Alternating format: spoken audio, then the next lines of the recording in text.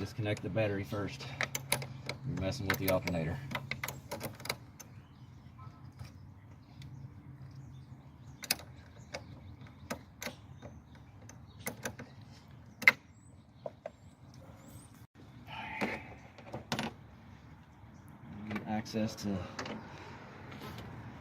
Access to pull that out, so you can either remove these bolts here or pull this box off, which is, I'm not going to do that. It's a 10 millimeter.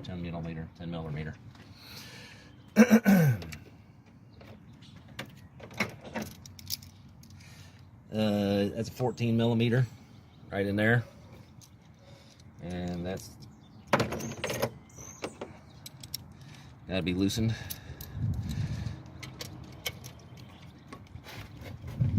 That's at 41 foot-pounds.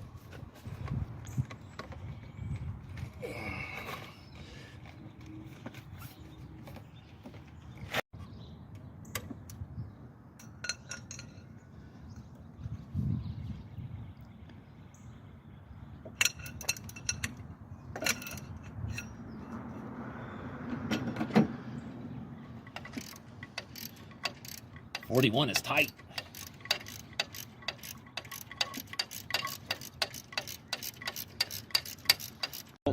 Down here, I think that's a 12 millimeter, way down there. And this one on top of it is the tensioner.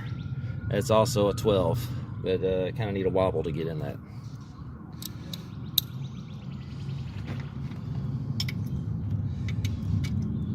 And it's not easy to get to.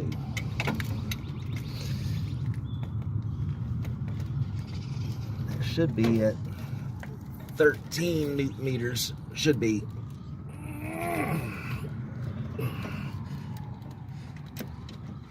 Which is at least attainable without a cheater bar. But tight to keep the, gotta keep a hand on the back of the wrench to keep it on the nut, which is, or bolt rather. It's annoying. This top bolt, just kind of push that AC line out of the way to get that out of there.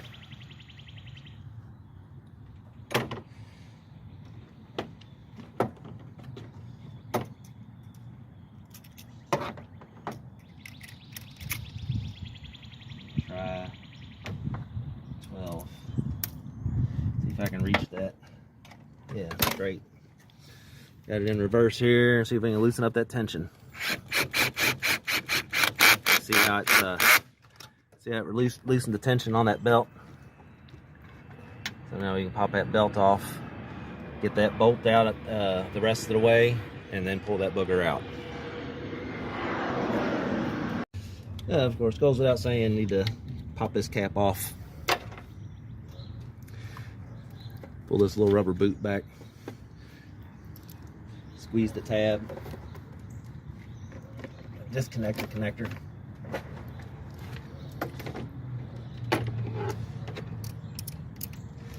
This is a 10 millimeter nut.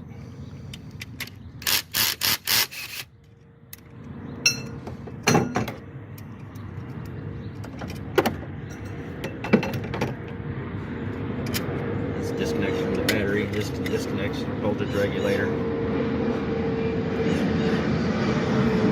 It's not easy to come out. It's a tight squeeze. It's a tight close. There you go. Off. Down in here. This bolt pulls out the side of this little metal block. It goes through the alternator itself. All right, that's your tensioner block. See how loose that is now? Right there. That hole in the side of that block. That's where that bolt goes through into the other side of your alternator. So now, this is loose and ready to come out, and the belt pops right off. And then you just struggle it out of here. Pull it out.